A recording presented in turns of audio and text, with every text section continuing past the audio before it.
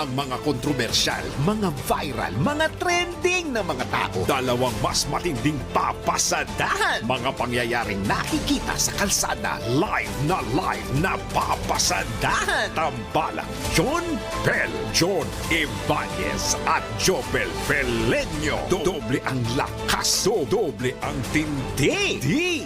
DWIZ Pasada Balita sa DWIZ News, DWIZ News TV at Aliw Channel 23 at sa digital channels ng DWIZ. Huwag magpapaiwan para huwag maunahan. Pasada Balita.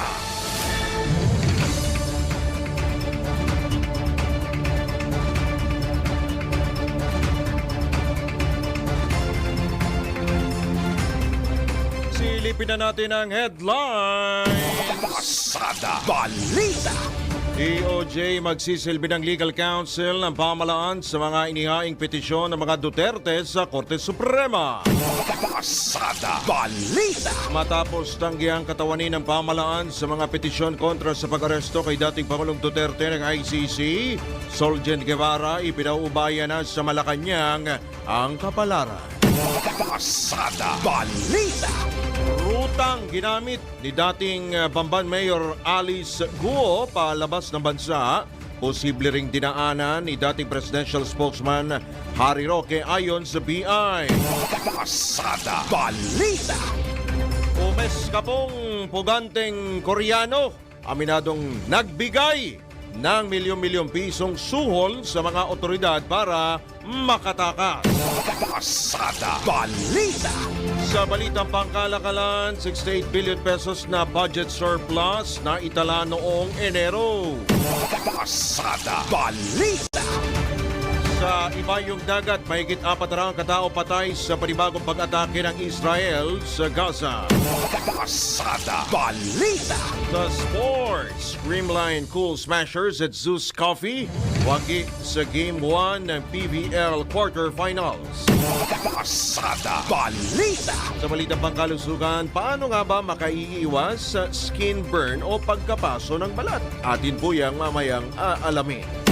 Pasada Balita. At sa showbiz, Marian Rivera wagi sa Southeast Asian Achievement Award.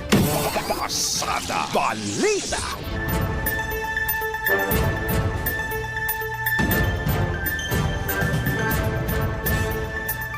Sa po magandang morning Luzon, Visayas, Mindanao, Mega Manila sa buong bansa sa buong mundo ngayong pong araw na ito ng midweek na po. Ngayon po ay Miyerkules, Marso 19, taong 2025. Inyo po makakasama hanggang alas 8 po tayo sa ngalan po ni na John Ibanez at Jopel Pelenyo Drunasino. Pasada Balita. Siyempre kayo po'y nakatutok, nakikinig at nanonood sa pamamagitan ng pila may todong lakas DWIC 882 sa Aliw Channel 23 sa oras. 2 sandali makalipas po ang ika-6 na ng morning at sa detalye nga po ng mga pumapasadang balita. Pasada Balita. Magsisilbi ng legal counsel ng pamahalaan ng Department of Justice laban sa mga inihaing petisyon o petition for habeas corpus ng mga anak ni dating Pangulong Rodrigo Duterte sa Korte Suprema. Kinumpirma ni Justice Secretary Jesus Crispin Boying Remulla na naisumite na nila ang mga komento sa petisyon matapos makakuha ng go signal mula kay Executive Secretary Lucas Bersamin. Ito'y matapos tumanggi si Solicitor General Menardo Guevara na maging kinatawan ng gobyerno sa mga petisyon ni na Veronica Kitty Duterte, Davao City Mayor Sebastian Baste Duterte at Davao City Representative Paulo Pulong Duterte. Hindi naman idinitalye ng kalihim ang mga argumento na inihain sa Supreme Court. Pasada Balita. Inihirit naman ng Department of Justice sa Korte Suprema na huwag pagbigyan, huwag katigan ang mga inihaing petition for habeas corpus ng magkakapatid na Duterte. Batay sa sagot ng DOJ na siyang kumatawan para sa pamahalaan, moot o wala ng saysay at kulang na sa merito ang mga petisyon para ibalik ng bansa si dating Pangulong Rodrigo Duterte na inilipat patungong The Hague, Netherlands noong Marso 11. Matapos ang inihaing arrest warrant ng Interpol. Naniniwala rin ang Justice Department na hindi maaari o malabo ang habeas corpus dahil para lamang ito sa mga illegal na ikinulong taliwas sa kaso ng dating presidente na may umiiral na warrant of arrest ng International Criminal Court. Una nang kinumpirma ng kalihim na ang DOJ ang kakatawan para sa respondents na kinabibilangan niya mismo at nina Executive Secretary Lucas Bersamin, Interior Secretary John Vic Remulla at PNP Chief General Romel Marbil matapos umatras si Office of the Solicitor o Solicitor General Menardo Guevara. Pasada Balita. Okay pa rin yung pinagkokomento naman ng Korte Suprema. Sina Davao 1st District Representative Paulo Polong Duterte, Davao City Mayor Sebastian Duterte at Veronica Kitty Duterte kaugnay sa naging sagot ng Department of Justice. Higil ito sa consolidated o pinag-isang petition for habeas corpus ng magkakapatid na Duterte na humiling na pabalikin na o pauwiin na ng Pilipinas ang kanilang amang si dating Pangulong Rodrigo Duterte. Sa special session ng Supreme Court and Bank, sinabi ni SC spokesperson Attorney Camille Su Ting na binigyan lamang ng 5 araw ang magkakapatid na Duterte para magsumite o maghain ng kanilang komento. Nilinaw naman ng Korte Suprema na hindi ito nangangahulugang kinatigan o ibinasura ng kataas-taasang hukuman ang petisyon ng magkakapatid. Inatasan din ng SC ang mga opisyal ng pamahalaan sa pangunguna ni Executive Secretary Lucas Bersamin na magkomento sa loob ng 10 araw kaugnay naman sa apela ni dating Pangulong Digong at Senator Ronald Bato de la Rosa sa kanilang petisyon na maglabas ang High Court ng temporary restraining order sa pagkakaaresto sa dating presidente. Pasada Balita.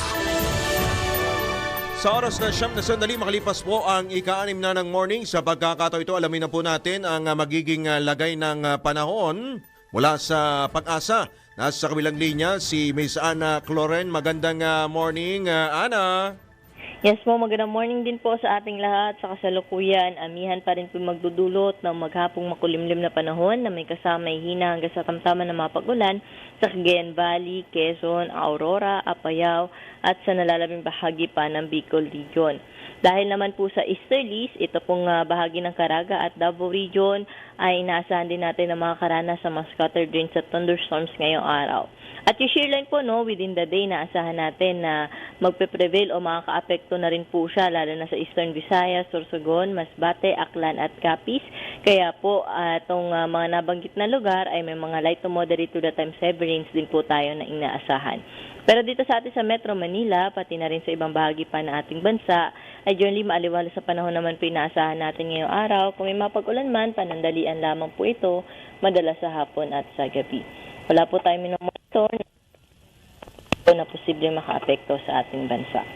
Yan po yung latest dito sa The Forecasting Center. Ito si Ana Cloren. Ana, po. Yes po. Ano ba ang tansya ninyo na magiging temperatura ngayong araw, lalo dito sa Metro Manila?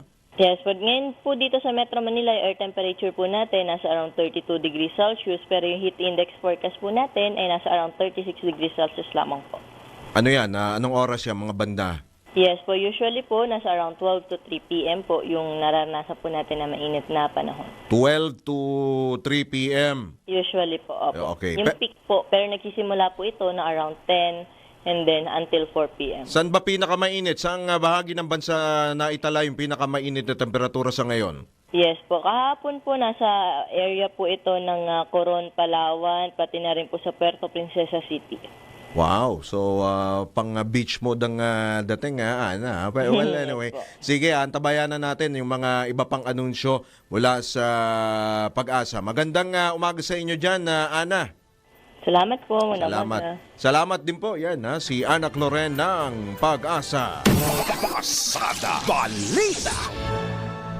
Lagi ho kayo magbaon, magbitbit ho ng mga pananggalang kontra init ho ng panahon. Yung mga inyong payong, yung mga senior citizen, lagi ho kayo magdala ho ng towel, pati tubig. Kung kinakailangan, magdala ho kayo ng tubig. Huwag naman ho yung isang malaking galon. Yung sapat lang ho para sa inyo. Lalo, yung mga meron hong mga may maintenance na hindi pwedeng iwanan sa bahay, dapat may baon na maintenance, no? So, ingat ho kayo, ha? O, ikaw, Kuya Winer, ingat ka. Lalo ka na. Alam naman natin yan. Mga lola, yan, si Lola Adoracion ng Malabon. Mag-iingat ho kayo, ha? Yung, may maintenance. Sige, sa high blood, yan. Sige, baka mabanggit ko pa yung gamot. Sige, maraming salamat yan sa ating mga suking tagapakinig. At sa pagpapatuloy pa rin po ng ilang pa mga balita. Pasada Balita.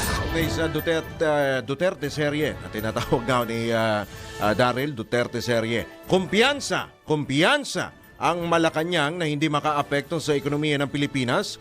Ang ingay sa politika matapos ang pagkakaaresto ng International Criminal Court kay dating Pangulong Rodrigo Duterte. Ayon kay Presidential Communications Undersecretary Claire Castro, kung tutusin, mas gusto pa ng mga foreign investor ang isang bansa na sumusunod sa batas.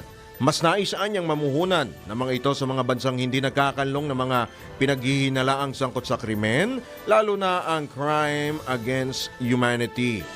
Partikular ang kasong pagpatay. Sa kabila ng ingay sa politika, sinabi ni Jose Castro na mas nakatuon ang atensyon ng gobyerno sa pagpapatupad ng mga programang mag-aangat sa buhay ng mga Pilipino. Ngayong buwan, sa 70 job fairs ang sasagawa ng DOLE sa iba't ibang bahagi ng bansa, habang nasa 10 sa Metro Manila o kabilang ang 10 sa Metro Manila sa mga susunod na araw. Pasada Balita.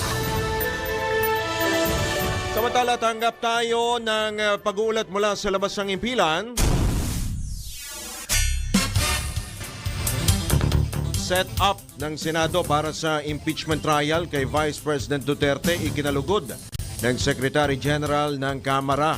Detalye mula kay Patrol 19 Celi Ortega Bueno. Ikinalugod ni House Secretary General Reginald Velasco makaraang makita na nakaset up na ang plenary session ng Senado para sa isasagawang impeachment trial kay Vice President Sara Duterte. Sa ginawang pag-inspeksyon sa inilaang working area para sa prosecution panel at support group, sinabi ni Velasco na masaya siya sa kanilang nakita at wala silang reklamo.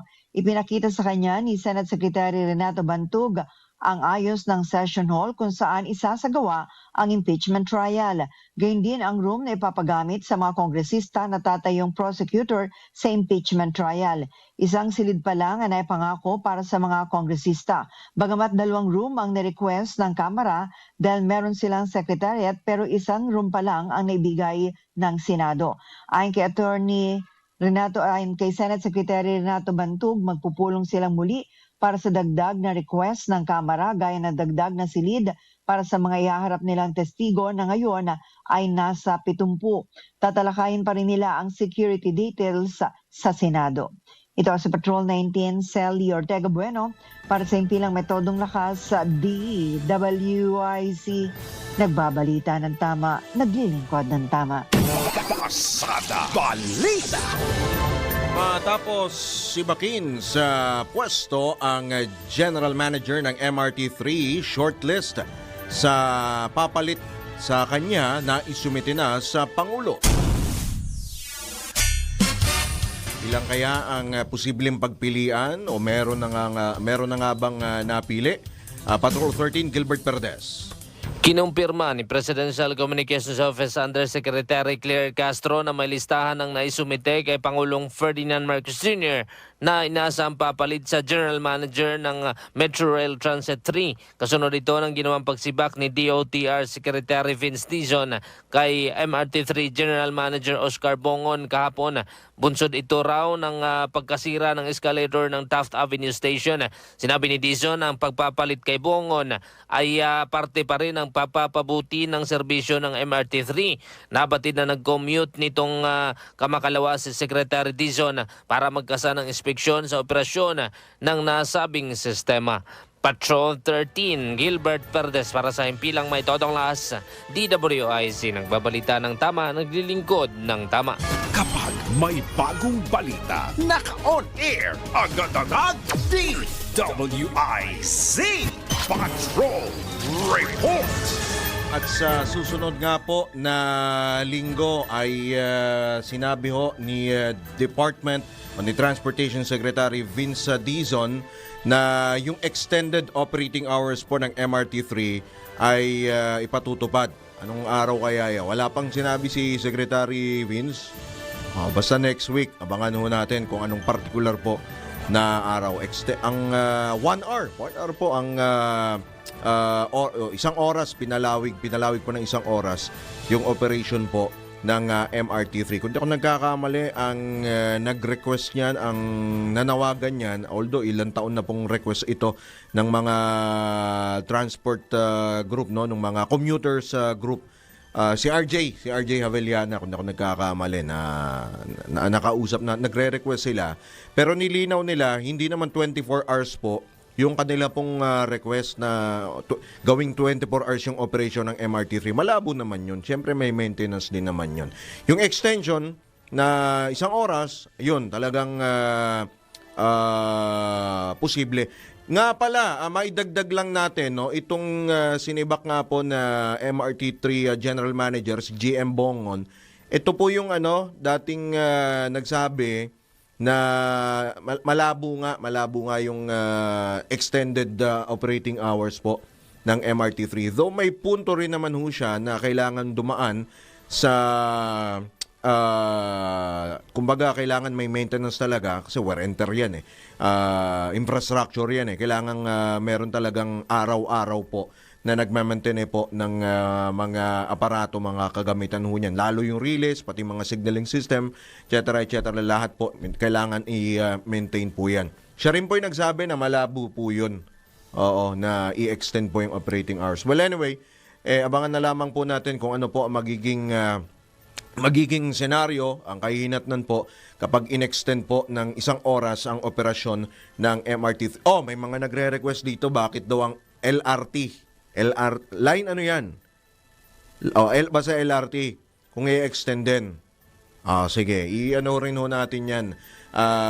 Sa mga susunod na araw, subukan natin makakuha po ang panig po ng DOTR or kung sino man pong nasa transport sector o mga commuters group. Sige, tayo po muna.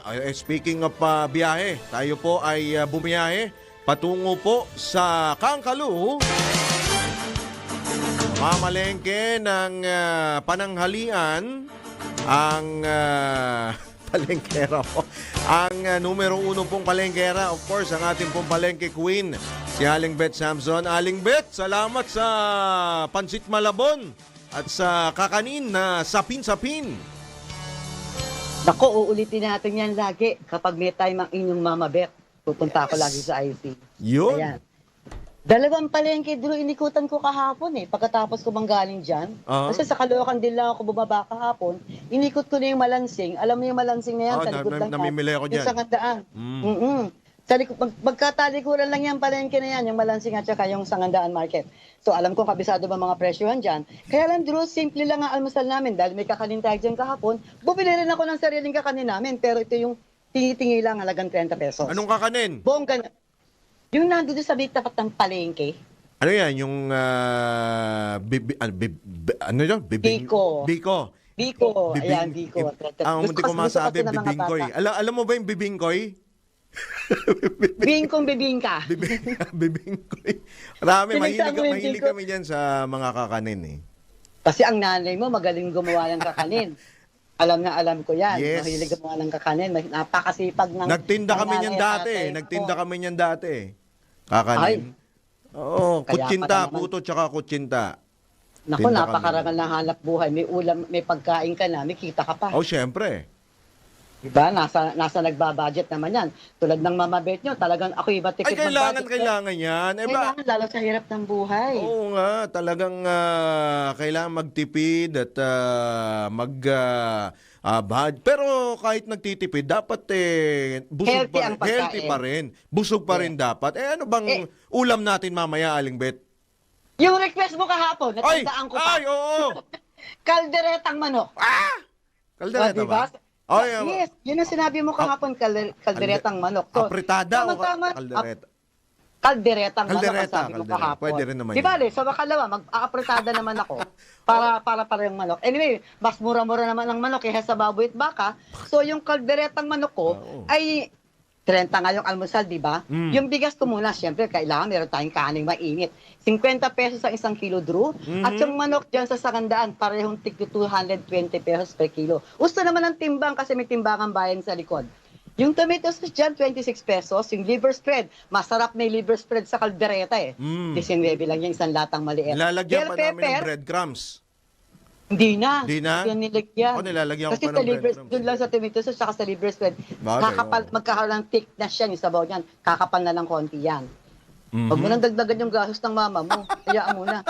So yung liver spread, 19.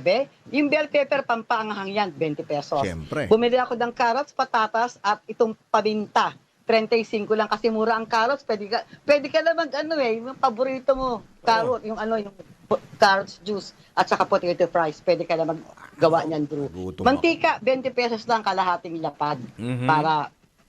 Para isang gamit lang. At pag di natira, pansangag kinabukasan. Pwede lagyan ng siling labuyo dun sa mga gusto ng sobrang anghang. Pero dahil may bata ako sa bahay, pwede na yung sinasabi kong bell pepper. Bell pepper, Suma total, 420 pesos. 420. Manok yan, ha? Manok Manok yan. yan. Manok Araw. yan. Pag nagbabalita tayo sa Pinoy Gigising mo, Nung- 300 plus hanggang 350. Nung araw Nadagdagan yun. ng 70 pesos. Tumaas taas talaga na. lahat ng mga Ricardo. Mataas kaya Yung baboy tsaka isda halos pantay na ng presyo eh. Correct. Diba? Mas mahal pa nga yung isda, lalo yung mga lapo-lapo na yan. Wait. Mga maya-maya na yan, mas mahal pa Aling sa bet, baboy. lapu-lapu, pang yan, pang mga taga altas syudad yan. Pangyayamanin. Pangyayamanin yan. Pang-richness. Correct. Oo. Makakatingin ka ng lapu-laway na bibili ka yung ulo lang, pwede mo isigang. Pwede Pero mo dati isasyang. nakakabili kami ng lapu-lapu 20 years ago. 20 years ago. 20 ilang years taon ago. pa nun? Lapu-lapu. Bagets na bagets Bagets pa ang pa yun, anak-anak oo. akong zone niya. Oo. Ayan. Ayun, sa 420, sulit ka na. Lalo kung ang nagtatrabaho sa pamilya ay dalawang tao, May mag-asawa. butal pang 20. Sulit na yan. Ngayon, pwede ko ibaba ang budget. Pag talagang kulang na kulang, di bumili ka ng paan ng manok, Yan. Tama. Adidas. 150 to 170, i-adobo mo maghapon, sobra-sobra ang 300 pesos mo. So yung advice ko, hindi lang porket na 420, kailangan lahat ay mag-budget ng 420. Sa abot pa rin na makakaya niya. But make it sure na yung pagkain na bibili nyo ay healthy Naman. para sa lalo sa mga bata sa panahon ngayon. Yan, Drew, yan ang aking balita ngayon.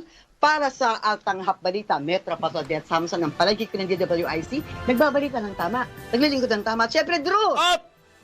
mamamalengke ko ng tapa para makakain tayo ng tama. Budget lang, tama pa mamalengke, good healthy food, buhay tayo. Yo! Back to you, Drew. Thank you. Salamat. Aling bet, ingat ka dyan dahil mainit ang panahon.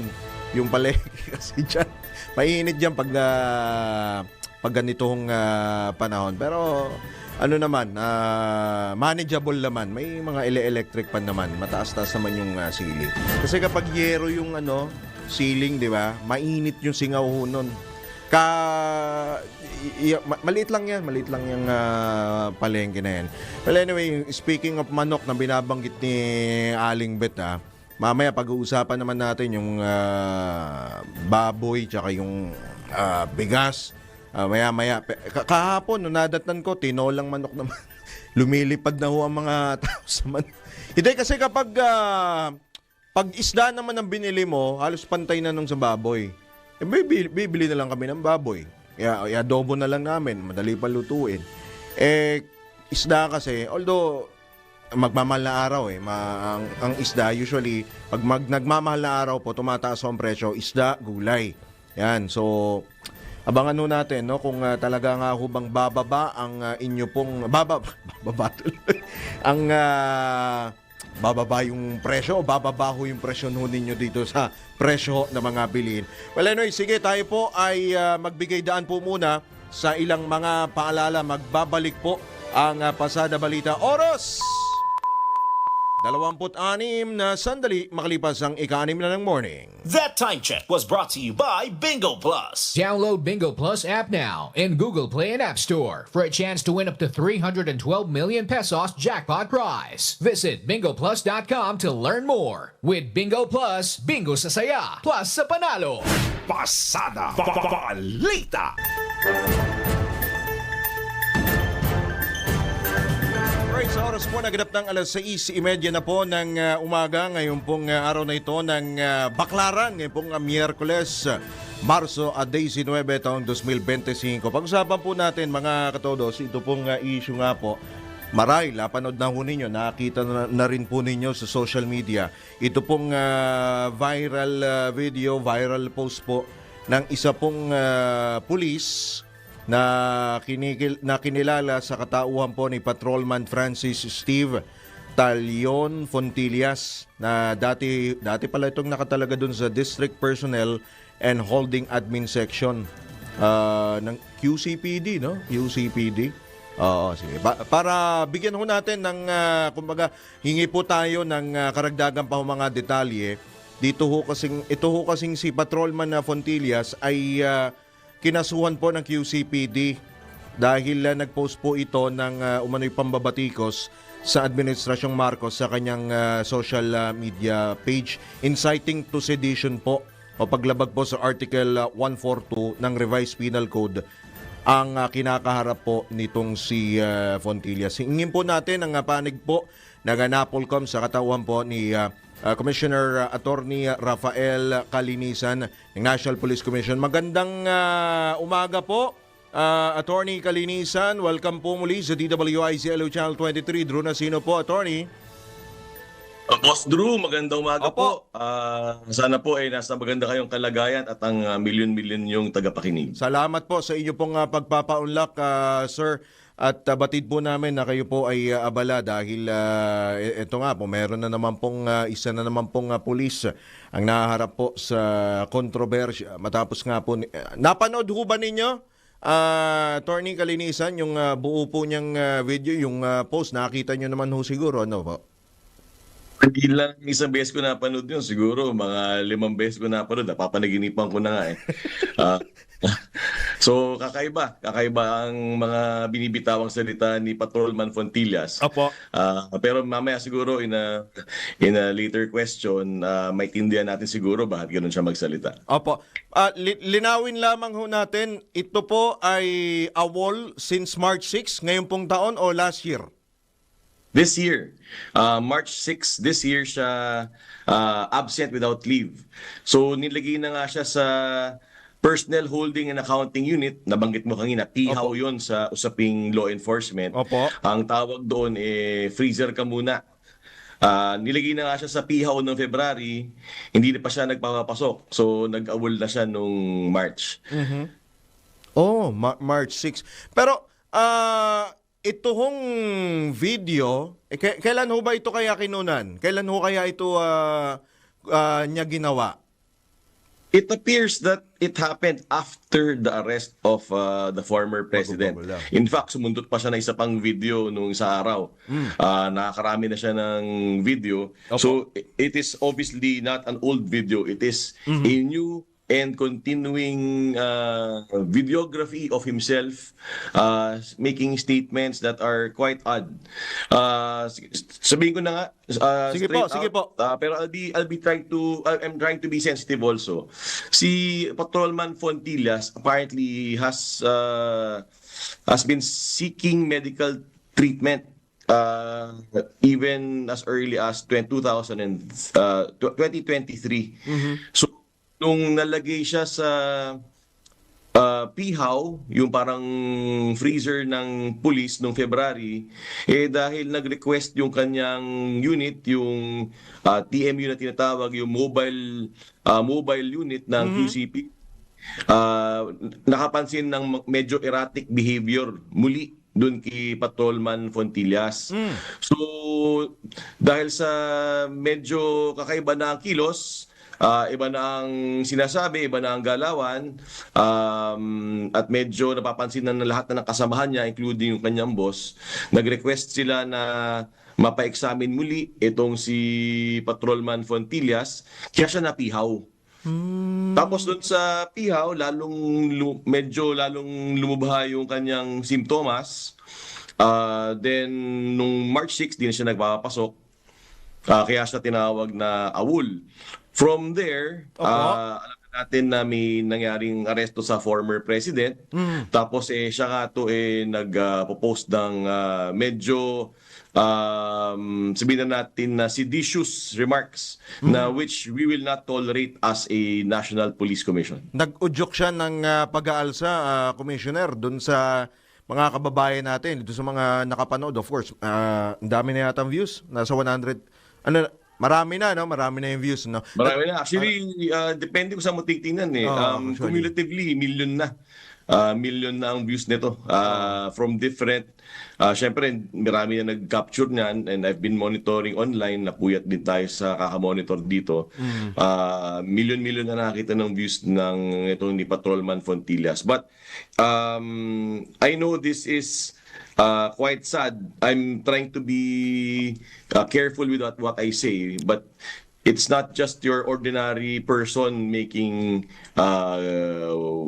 weird statements. It's so this person needs our help also. So medyo gumigit na ako ng konti kasi maling-mali naman talaga yung sinasabi niya.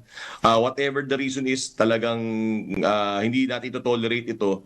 Pero syempre the person is ill. And he also needs help. So kaya ako medyo gumigit na. But alright, let me be clear, there's no room for politics in the law enforcement sector. There's no room for politicking in the PNP. And I know that the Philippine National Police, the 225,000 strong members of the Philippine National Police is apolitical. Yes. And will forever remain apolitical. Alam ko na they have pledged their loyalty to the Constitution and to the duly constituted authorities. Not only the police, Commissioner, pati na rin sa iba pang mga civil service employees, mga government employees. Alam naman nila yan, merong civil service code na sinusunod na dapat hong maging, kumbaga, ito yung maging batayan para sila ay maging kumbaga hindi walang kinikilingan, kumbaga dapat umano sa konstitusyon. Ang konstitusyon ang dapat na magsilbi nilang boss, hindi ng kung sino mang politiko or kung sino mang personalidad. Well, anyway, Commissioner, binabanggit mo kanina may merong konting medical problem. Ano yung meron na bang lumabas na resulta?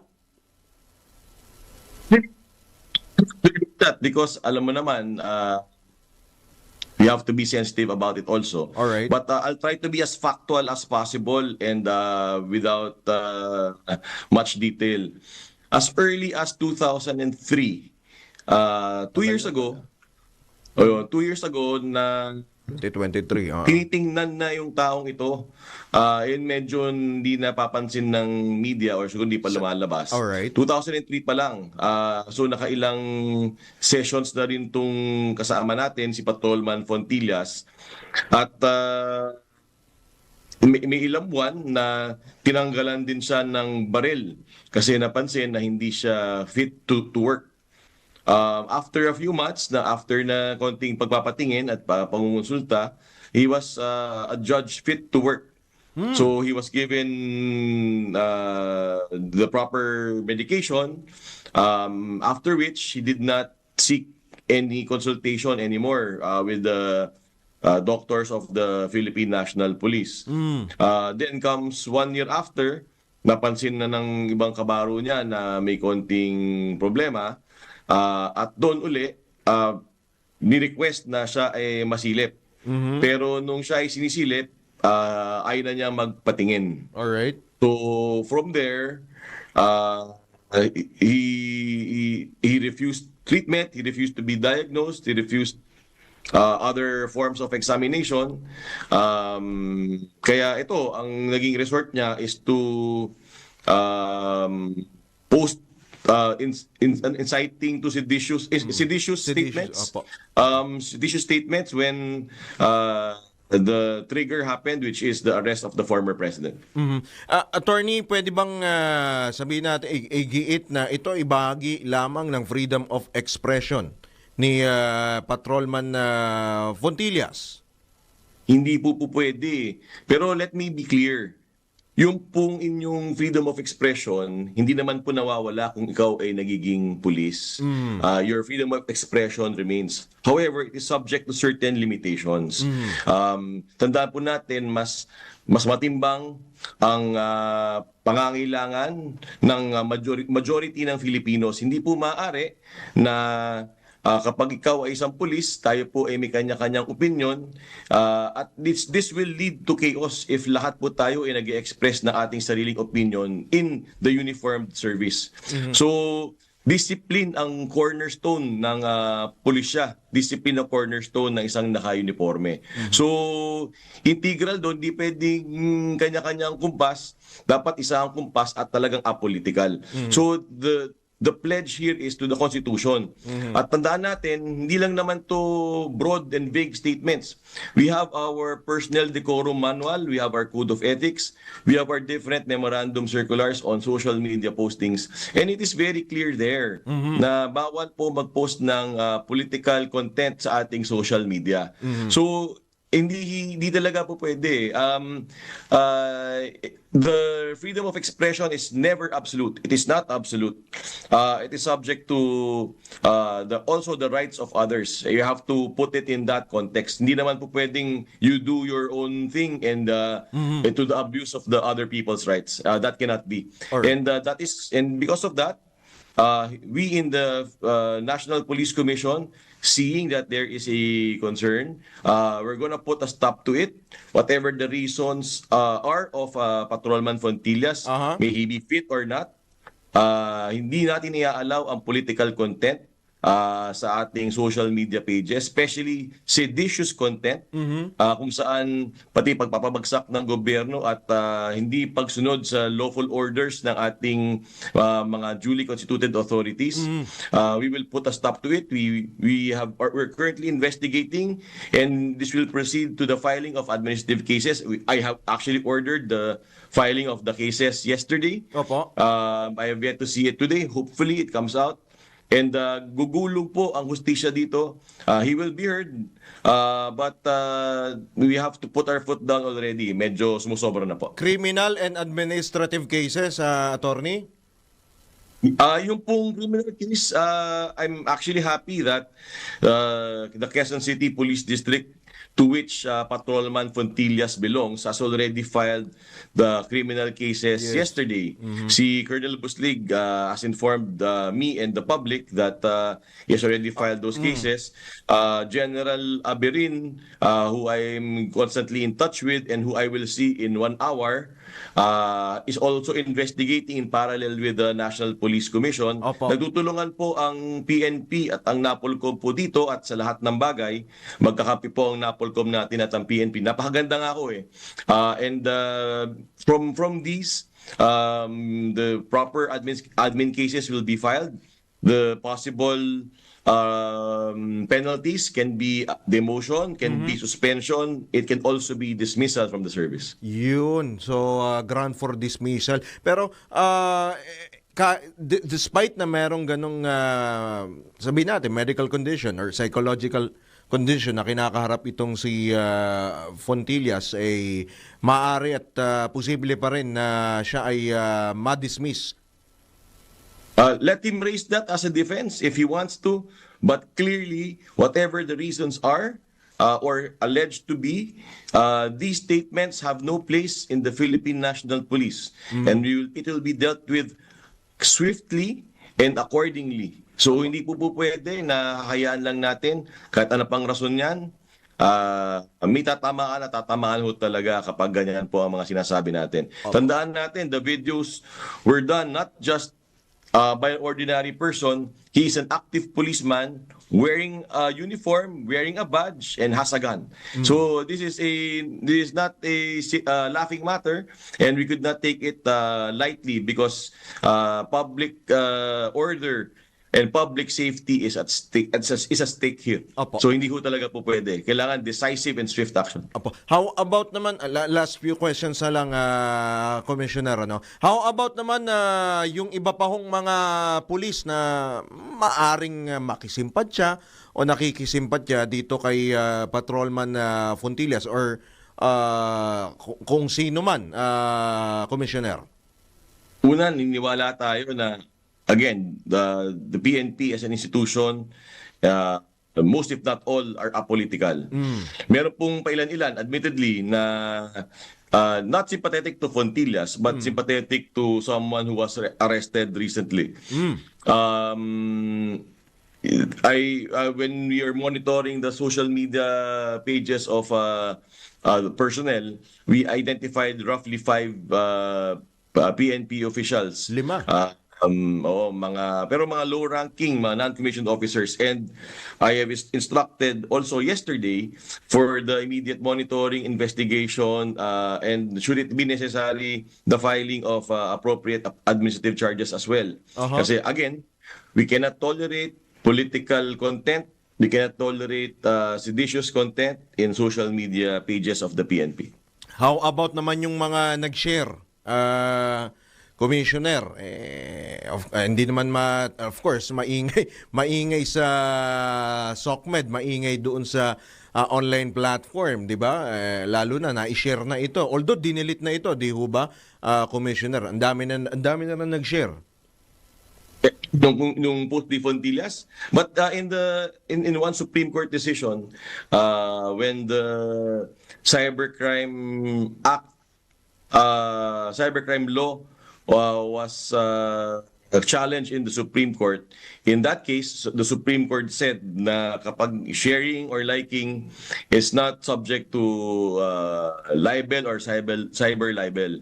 So clear naman ang Supreme Court tungkol dito, and we are very much guided by the wisdom of the Supreme Court. However, we still remain and hold our position that social media content should be free from all political content.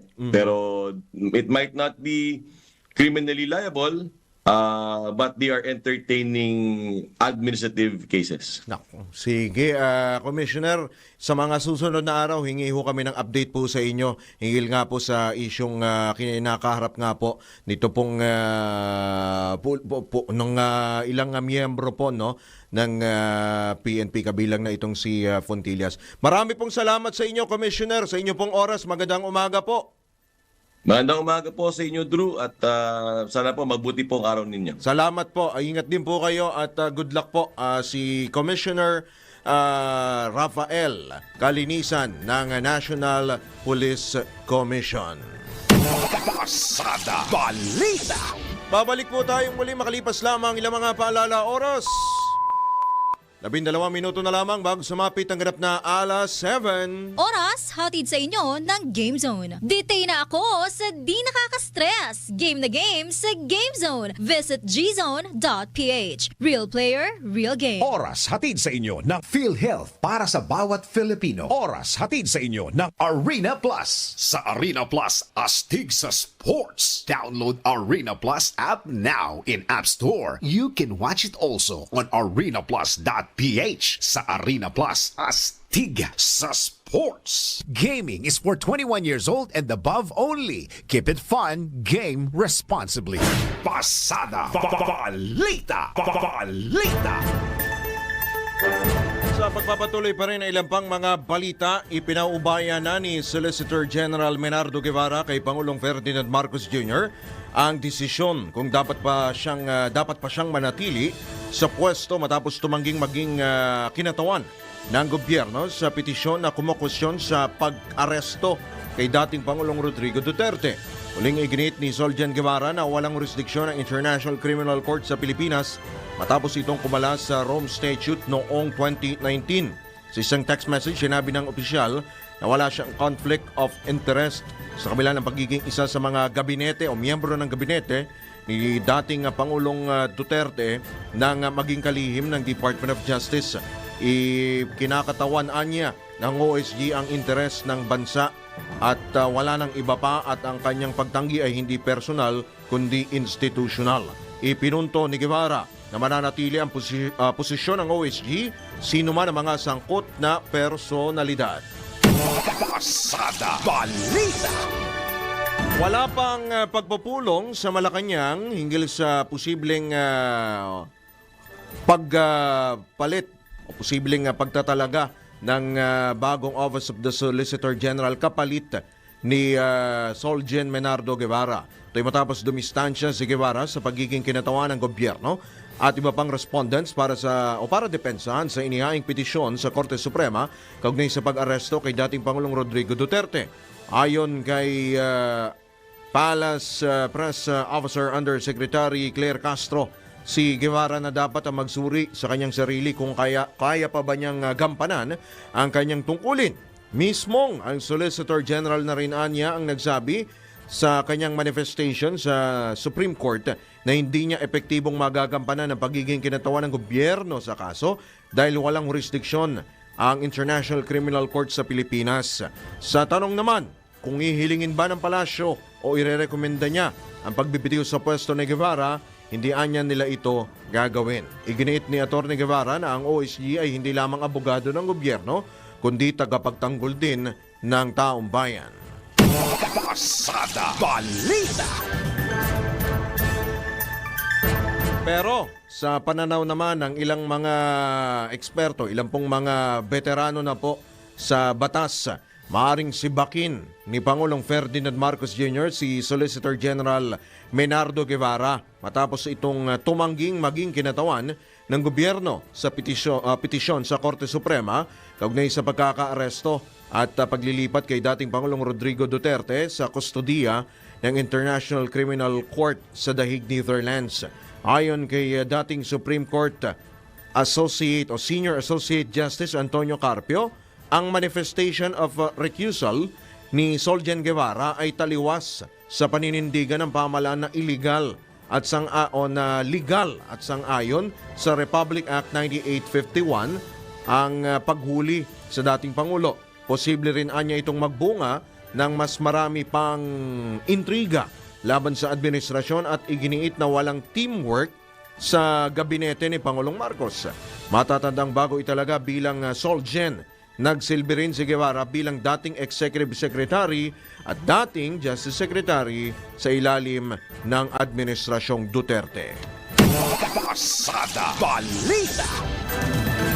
Ngayon pa rin yan, nilinaw naman ni Senator Amy Marcos na hindi niya kinokontra ang administrasyon ng kanyang kapatid na si Pangulong Bongbong Marcos kaugnay sa pag-aresto kay dating Pangulong Rodrigo Duterte. Ipinaliwanag ng presidential sister na nais lamang niyang maliwanagan ang taong bayan kaya siya nagkasa ng investigasyon sa Senado. Bukas po yan.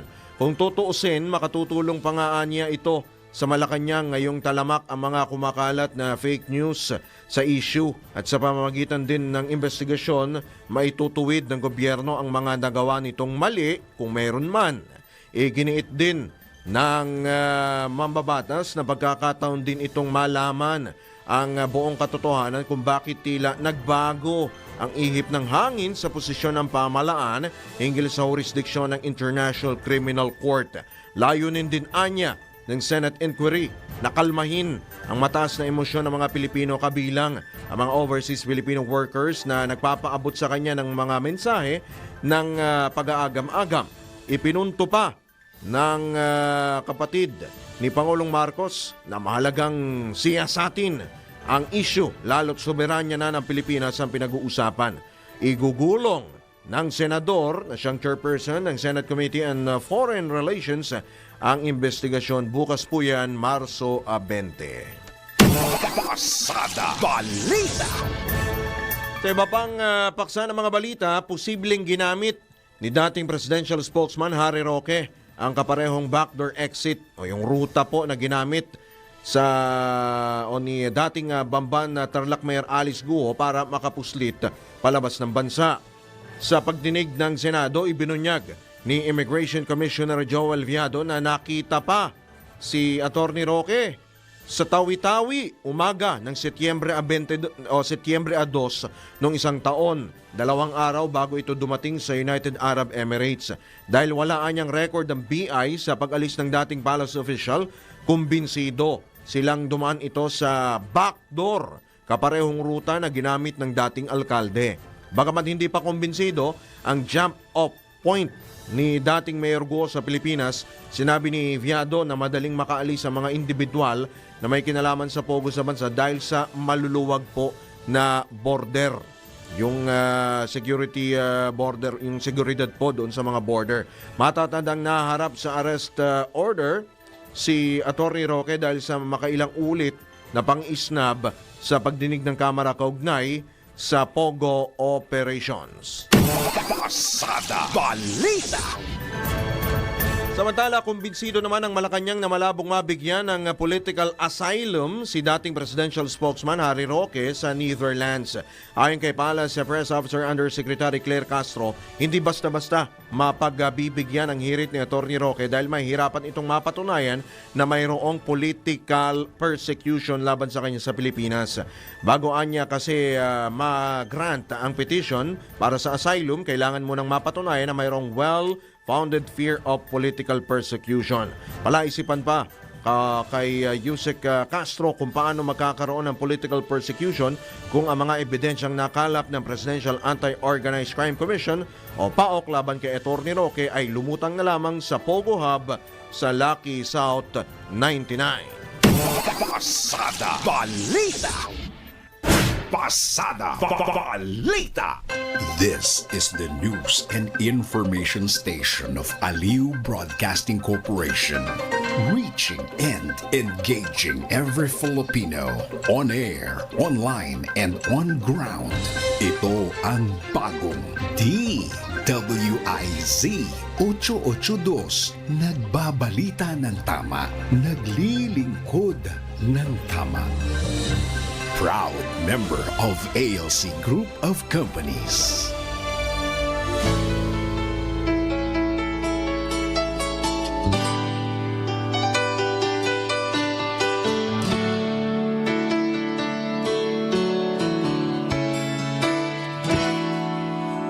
Sa oras po ang ganap na alas 7 po ng umaga. Ngayon pong araw na ito ng Baklaran, ngayon pong Miyerkules. Atin pong pakinggan ang mensahe mula po sa ating ama ng himpilan ng ama po ng Aliw Broadcasting Corporation, si Boss D. Edgar A. Cabangon. Nature Month March. Study nature, love nature, stay close to nature. It will never fail you. Think good, think God, thank God. Have a great day ahead. God bless you.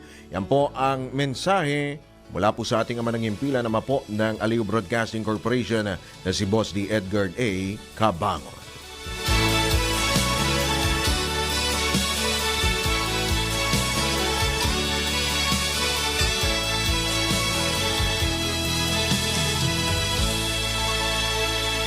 Ang mga balita, dudublehin ang pasada. Ang mga kontrobersyal, mga viral, mga trending na mga tao. Dalawang mas matinding papasadahan. Mga pangyayaring nakikita sa kalsada. Live na papasadahan. Tambalang John Bell, John Ibanez at Jobel Pelenyo. Doble ang lakas, doble ang tindi.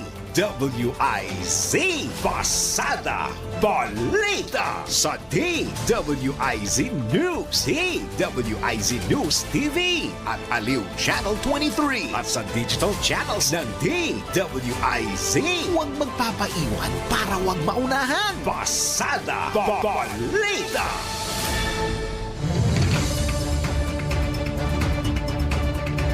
Muli balikan na po natin ang headlines sa Pasada Balita.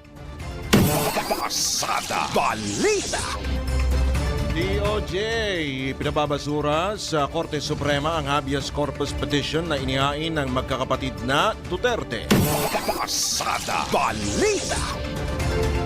Malacanang iginiit na si Soljan Guevara na mismo ang dapat sumuri sa kanyang sarili kung dapat pa ba siyang manatili sa posisyon. Pasada Balita. Dating presidential spokesman Atty. Harry Roque posibleng ginamit din ang rutang dinaanan ni dating Bamban Mayor Alice Guo sa paglabas ng bansa. Pasada Balita. Tumakas na buganteng Koreano, ibinunyag na nagbigay ng padulas ng milyon-milyong pisong suhol sa mga otoridad para maka-eskapo. Pasada Balita. Sa balitang pangkalakalan, 68 billion pesos na budget surplus na itala noong Enero. Pasada Balita. Balita naman sa ibaing dagat, mahigit 4 katao patay sa panibagong pag-atake ng Israel sa Gaza. Pasada Balita. Sa sports, Creamline Cool Smashers at Suskofel wagi sa Game 1 ng PBL Quarterfinals. Pasada Balita. Sa balitang pangkalusugan, paano makaiiwas sa skin burn o pagkapaso ng balat? Alamin po natin yan mamaya. Pasada Balita. At sa showbiz, Marian Rivera wagi sa Southeast Asian Achievement Award. Pasada Balita.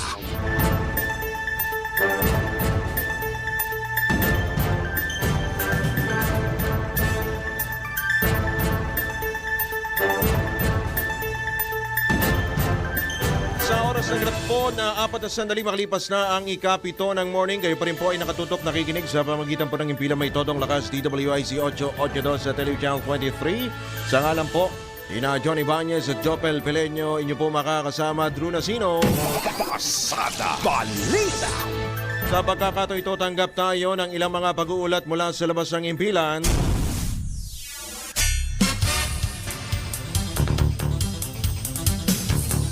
Palas official, nagpasaring sa mga anyay uhaw sa kapangyarihan. Alamin po natin kung sino mula kay Patrol 13 Gilbert Perdes. Nagpasaring si Chief Presidential Legal Counsel Juan Ponce Enrile sa mga individual daw na lumabag sa hustisya pero ngayon ay humingi din ng katarungan sa kanyang social media account. Sinabi ni Enrile na dahil sa kanilang pagiging desperado ay nagsasagawa na raw sila ng national prayer rallies para sa isang Diyos na minsan na raw nilang tinawag na estupido. Dagdag pa ni Enrile, sinisisi nila sa halos lahat maliban sa kanilang sarili ang kanilang paghihirap dahil din naman sa kanilang kayabangan at pagiging uhaw daw sa kapangyarihan. Sa ngayon, ayon kay Enrile ay kumakapit sila sa patalim para makahanap ng suporta at mailigtas ang kanilang sarili sa sitwasyong sila mismo ang gumawa. Patrol 13, Gilbert Perdes para sa impilang may todong lakas. DWIZ, nagbabalita ng tama, naglilingkod ng tama. Pasada Balita. Samantala, Senate President Cheese Escudero rumesbak sa isang kongresista. Alamin po natin ang kabuuan ng report mula kay Patrol 19, Cele Ortega Bueno. Binueltahan ni Senate President Chis Escudero si Kabataan Party List Representative Raul Manuel na bumatiko sa planong pahintulutan si Senator Ronald Bato de la Rosa na magkanlong sa Senado kapag inisyuhan na ng warrant of arrest ng International Criminal Court dahil sa tinatawag na institutional courtesy. Ipinaalala ni Escudero sa kongresista na institutional courtesy din ay binigay ng Kamara sa mga kapanalig niya na binansagang Batasan 5. Ito'y may kaugnayan sa 5 party list representatives na inakusahan na makakaliwa at kinasuhan ng rebelyon noong 2006 kung saan mahigit 2 buwan silang nag-sanctuary sa loob ng bakuran ng Kamara para wag maaresto. Gate ni Escudero, pairali ng institutional courtesy sa lahat ng miyembro ng Kongreso anuman ang kanilang kulay o pinapanigan sa politika at anuman ang uri ng kinakaharap nilang kaso. Pinayuhan si Manuel ni Escudero na huwag nang gatungan o painitin pa ang galit at pagkakahati-hati sa ngayon. Sa halip dapat anyang matutunan sa mga karanasan at aral ng kasaysayan na baka pakinabangan din balang araw. O narito'y sinabi ni Escudero na papayagang manatili si De La Rosa sa Senado kapag inisyuhan na ng warrant of arrest ng ICC. Ito'y habang may inaabil na mga legal remedies. O narito sinabi ni Manuel na gamit ang institutional courtesy para hindi mabuklat ang budget ng Office of the Vice President at ngayon naman daw ay gagamitin uli para itago ang isang senador. Ito sa Patrol 19, Sally Ortega Bueno para sa Impilang Metodong Lakas sa DWIC. Nagbabalita ng tama, naglilingkod ng tama. Pasada Balita. Hindi pa sila, bilyong-bilyong piso yung pinoproblema na budget. Oo, si Aling Bet nga, ang pinoproblema yung budget sa pananghalian. Ewan ko dito. Ano ba problema nilang dalawa? No, laki, no? Sana daw, ganun din daw ang problemang pangmayamang. Grabe naman yan. Eto, speaking of problema, sa presyo ng bigas, presyo ng ano pa mga agri-products. Eto, speaking of bigas, mga magsasaka, pinayuhan po ng Malacanang na lumapit sa NFA at LGU para makaiwas po sa pambabarat ng mga rice trader. Mga barat! Yun na yun. Patrol 13, nagbabalik si Gilbert Perez. Iminungkahi ng Malacanang sa mga magsasaka na ibenta na lamang sa National Food Authority ang kanilang mga anim palay para makaiwas sa pambabarat daw ng mga rice traders. Kasunod ito ng mga hinaing ng mga magsasaka sa Cagayan Valley na binibili raw ng mga negosyante ang kanilang palay sa sobrang babang presyo. Ayon kay Palace Press Officer at Undersecretary Claire Castro, sinabi raw ni Agriculture Secretary Francisco Cholorel Jr. na bumibili ng 23 hanggang 24 pesos kada kilo ng tuyong palay ang NFA. Mas maganda raw kung may pagtulungan ng mga magsasakang ito sa mga lokal na pamahalaan para madala sa NFA buying station ang kanilang mga palay. Maaari din niya silang dumirekta lamang sa NFA para ibenta ng mas mataas ang kanilang ani. Patrol 13, Gilbert Perez para sa Impilang May Totong Lakas. DWIC, nagbabalita ng tama, naglilingkod ng tama. Kapag may bagong balita, naka-on air, agad-agad, DWIC Patrol Report. Buti na lang yung iba, hindi barat. Buraot lang. Ito, hindi to barat. Sigurado, hindi to barat. Andyan na pala siya. Andyan na pala si Kas. Narinig ba ni Kasendong yun? Hindi naman, ano? Hindi naman. Hindi narinig yan. Kasendong! Kasendong, good morning! Good morning po, Engineer Rosendo So. Yeah, morning. John? Si Drew po ito, si Drew. Si Drew. Opo. Nasa, nagpapagaling pa si John Ibanez. Kasendong, kumusta na? Kumusta na? At Okay. long time no see, long time no hear. At batid naman namin na yung narinig mo kanina. Wala ka narinig na barat. No, wala. Wala. Grabe siya. Well, anyway, Kasendong, itong issue sa agri products, unahin muna natin itong baboy bago yung sa bigas. Ang sinasabi ho ng Department of Agriculture, meron daw pong low compliance rate sa makatuwid, nilangaw po ito pong pagpapatupad ng MSRP sa baboy. Sa tingin mo kaya, Kasendong, anong posibleng dahilan bakit nagkaganon, Kasendong? Yeah, kausap naman natin yung mga member natin ng producers, no, yung National Federation tsaka yung Proport. Nagko-comply naman sila sa 230 na usapan. And yung siguro may pasaway, pero I think i-check naman ng Department of Agriculture yun bakit hindi tumutupad sa usapan. So far, majority naman tumutupad sa usapan. May mas bababa pa, no, na monitoring namin, nagbebenta ng 220. So yung retail dapat sumunod dun sa 350 tsaka 380 pesos. Yun na yung ilang araw pa lang naman ito, di ba, Kasendong? Kumbaga, yeah, magandang bago-bago na yan, achievement dahil from 450 420, di ba? So, magandang achievement na yung ginawa ng industry tsaka ang Department of Agriculture. May ibababa pa ba? Mukhang malabo sa ngayon dahil nag-ano ng sinturon lahat.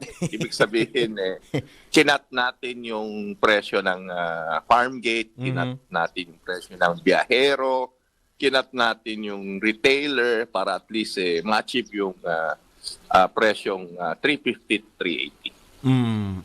Pero, Kasendong, sa ngayon ba ay sapat ang supply ng karneng baboy? Lalo't batid naman natin kapag ganito magmamahal na araw, talagang nagkakaroon ng malaking pagbabago sa presyo. Actually, hindi lang ng baboy, pati dun sa iba pang mga agri-products, di ba?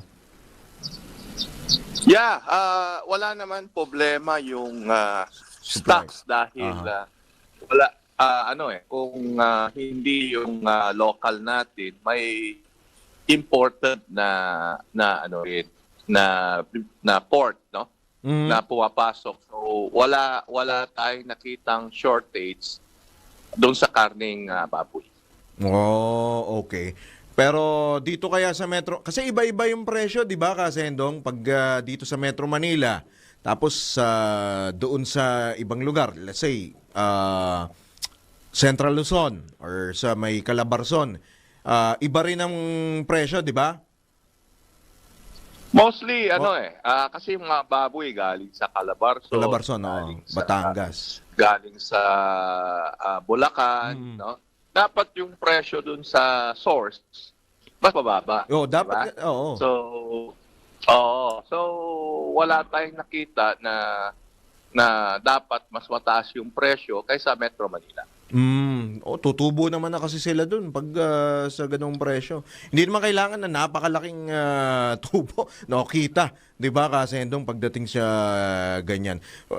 Bukod ho doon sa Kasendong, sa presyo ng baboy sa MSRP, ito pong sa bigas naman by March 31. Ano na ho ang tuloy-tuloy na ho ba ito? Wala ho bang mga pagtutol o mga inputs ho kayo dito sa MSRP sa bigas? By next week na pala yan.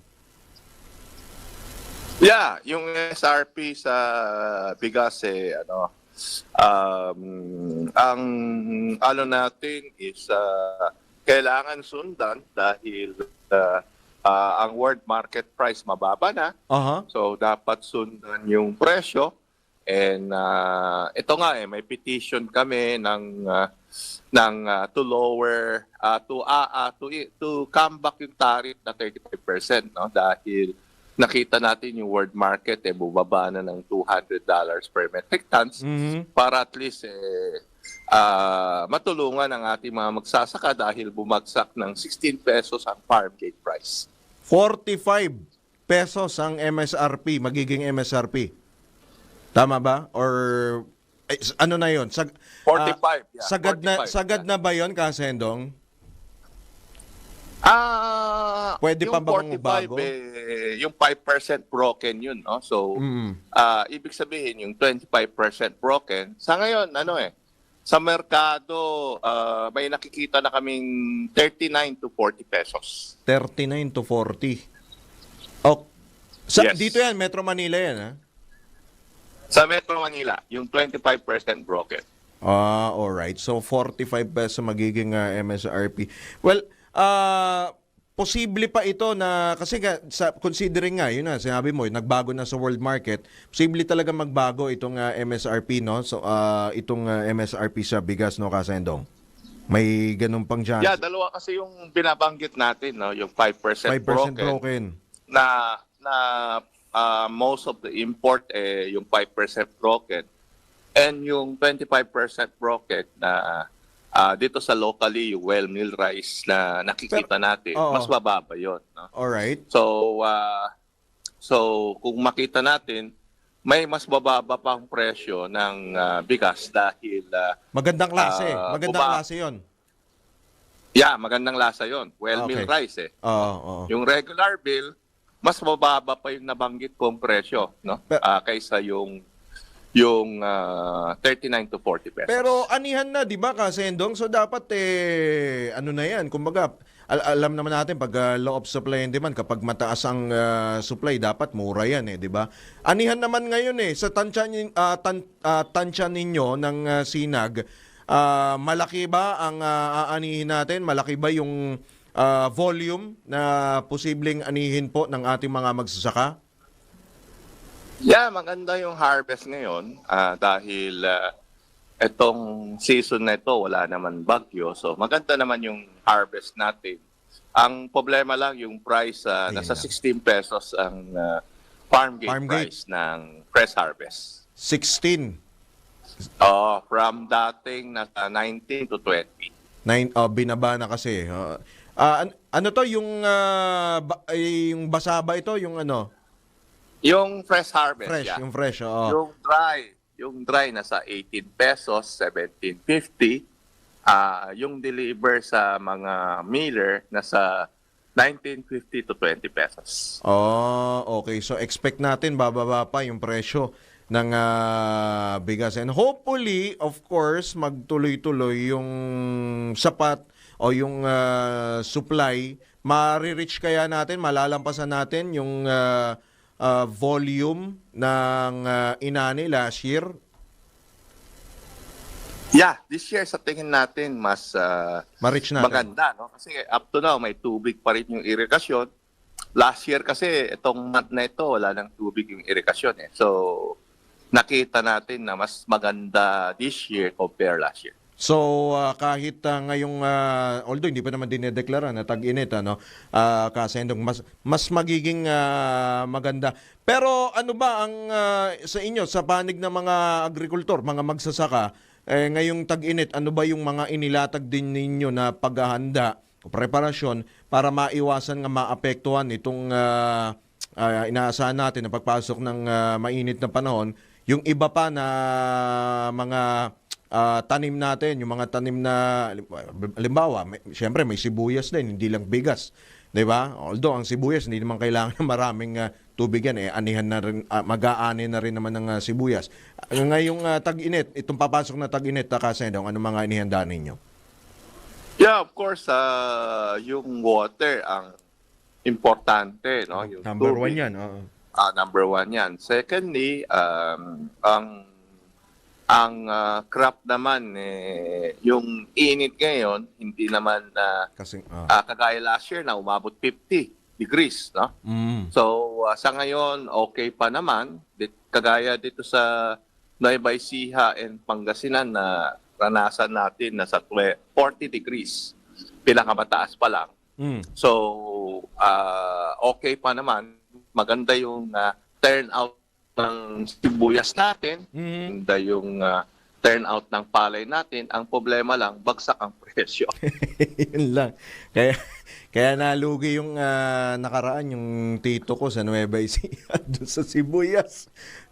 Wala bang mga peste na mga maali-aligid, lalo yung mga halimbawa yung harabas, wala naman ngayon. Army worm, mga ganun. Sa ngayon, Sana naman wag. maganda naman yung ani. Sana naman wag. Hindi naman, wala naman masyadong affected ng itong harabas. Hopefully, Kasendong. Baka meron pa ho kayong, bago namin ho kayo abitawan, Kasendong, baka meron pa ho kayong gusto pong ipanawagan sa Department of Agriculture. And of course, sa atin din po mga consumer, ngayon pong panahon na ito, of course, anihan na rin ho ng bigas at meron pa hong ikakasa na MSRP by March 31. Baka meron pa ho kayong mga adjustments or other kung anumang mga pag-uusap ng DA o apela. Yeah, suportahan natin yung suggestion ng ating secretary and tinutupad naman natin yung usapan to lower price, no, para at least yung consumer hindi masyadong apektado, and we hope continues ito para at least matulungan ang ating consumer. And sa part naman ng Sinag, sumulat tayo sa Malacanang and nagsagot na yung Malacanang sumulat sa NEDA na magkaroon ng hearing yung itong sinasabing petition natin na maging 35%. Kailan po yan? Para at least from 15%. So itong 27, 3 p.m. may meeting kami ng NEDA. Tapos 28 yung public hearing ng itong tariff commission. Tariff Commission. Next week na pala yan, no, Kasendong? Alright. Abangan namin yan kung ano mapapag-usapan nyo. Baka may mga good news pa na darating. Well, anyway, Kasendong, marami pong salamat sa inyo pong panahon. Magandang umaga po. Good luck po sa inyo sa mga industriya ng agrikultura. Maraming salamat. Salamat po. Salamat. Umaga. Gandang umaga rin po. Si Engineer Rosendo So, si Kasendong po, inyo pong narinig, ang chairman po ng Sinag. Pasada Balita. Sa pagkakataon ito, tanggap pa tayo ng ilang pang mga reports. Isang lespo at immigration officer, tumulong umano sa pagtakas ng isang puganteng Koreano. Sa magkanong dahilan, Patrol 19, Celi Ortega Bueno. Tumulong mano ang isang pulis at isang immigration officer para tumakas mula sa Bureau of Immigration ang Koreanong pugante na si Aiki Yon. Sinabi ito ng Koreano sa virtual na pag-testify sa pagdinig ng Senate Subcommittee on Justice and Human Rights. Sinabi ng Koreano na Raul ang pangalan ng pulis at Paul ang pangalan ng high-ranking officer ng Bureau of Immigration. Nagbigay daw siya ng 2 milyong piso sa dalawa bukod sa 8 million pesos sa kapwa Koreano noong June 2023. Sinabi ni Immigration Commissioner Joel Anthony Viado na hindi nila kilala ang tinutukoy na Raul at Paul at hindi rin kilala ng 3 immigration officers na manoy nagpatakas sa Koreano at nakasuhan na. Nakumpirmang nakatakas ang Koreanong may kasong estafa matapos lumabas ang CCTV footage kung saan nakita na inescortan ito ng 3 immigration officer papasok sa isang club sa Quezon City at pagkatapos ng lumabas ay sumakay sa immigration vehicle na ginamit sa pagtakas. Pero naaresto itong muli sa Angeles City, Pampanga kasama ang kapwa Koreano na tumulong sa kanyang pagtakas. Ayon kay Commissioner Viado, para maiwasan ang ganitong insidente, i-request nila na virtual na lang paharapin sa korte ang kanilang detainees. Ito sa Patrol 19, Celi Ortega Bueno, para sa impilang metodong lakas sa DWIC. Nagbabalita ng tama, naglilingkod ng tama. Pasada Balita. Samantala, kampo ni dating Senador Laila de Lima handang tumestigo laban kay dating Pangulong Duterte sa ICC. Babalik si Patrol 13, Gilbert Perdes. Nakahanda raw si dating Senadora Laila de Lima na may pagtulungan sa International Criminal Court at magbigay ng kanyang testimonya bilang testigo kung ipapatawag ito ng ICC.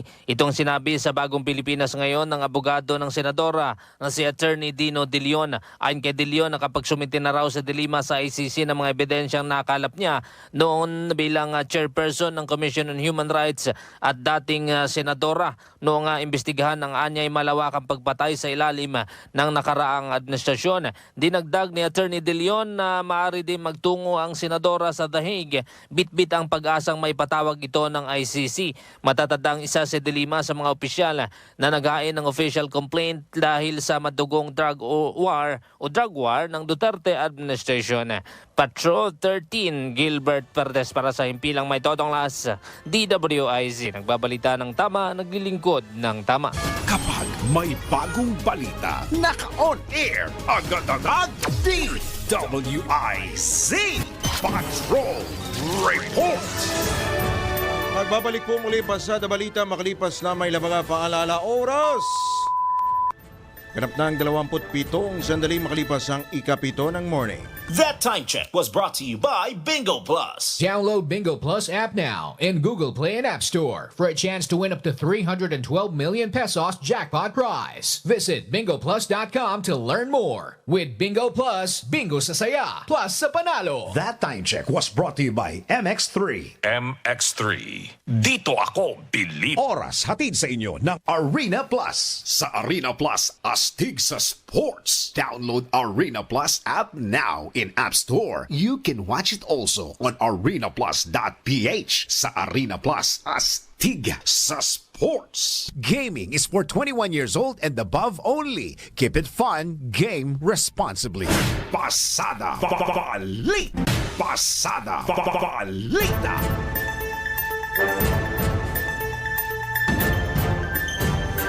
Sa pagpapatuloy na pasada balita sa oras na ganap ng alas 7:31 na ng morning, kumbinsido si Justice Secretary Boying Remulla na imposible nang maibalik pa sa Pilipinas si dating Pangulong Rodrigo Duterte mula sa The Hague, Netherlands, kung saan ito nakakulong dahil sa nakabinbing na paglilitis sa International Criminal Court. Ayon kay Secretary Remulla, may tuturing ng done deal ang nangyari dahil nasa Netherlands na ang dating Pangulo. Mayroon na rin anya mga notice na gumugulong na ang mga pagdinig.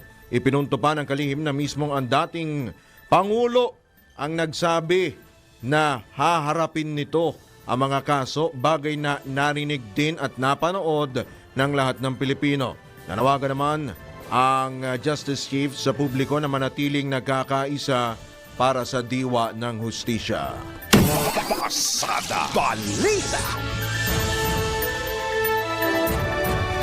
Malabong mapagbigyan ng International Criminal Court ang hirit ni dating Pangulong Rodrigo Duterte na interim release o pansamantalang makalaya mula sa piitan ng International Criminal Court si dating Pangulong Rodrigo Duterte. Ayon kay ICC accredited lawyer Attorney Joel Butuyan, posibleng abutin ng 2 hanggang 8 buwan ang paggulong, abutin ng hanggang 8 taon ang paggulong ng kaso ng dating Pangulo.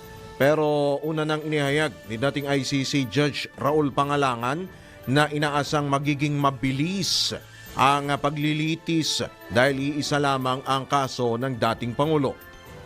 Ang period na tinitignan natin is mga as fast as 2 years and then as long as 7 to 8 years, no? Pero narinig ko yung panayam kay former ICC Judge Raul Pangalangan. In-expect niya mas mabilis ang trial dito sa kaso ni Mr. Duterte kasi iisang charge lang, no? Ang charge lang is crime against humanity of murder.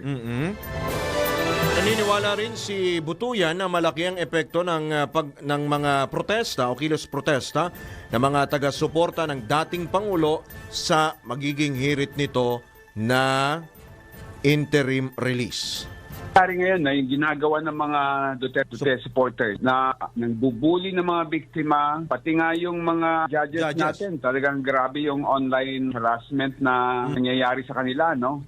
So itong mga to, I'm sure it will factor in sa consideration ng mga IC judges on interim release kasi makikita powerful talaga yung mga nakapaligid pa rin, mga supporters ni Mr. Duterte. Talagang may risk of flight and may risk na itatago siya. Po ang tinig ni International Criminal Court accredited lawyer Attorney Joel Butuyan sa panayam ng DWIC. Pasada Balita.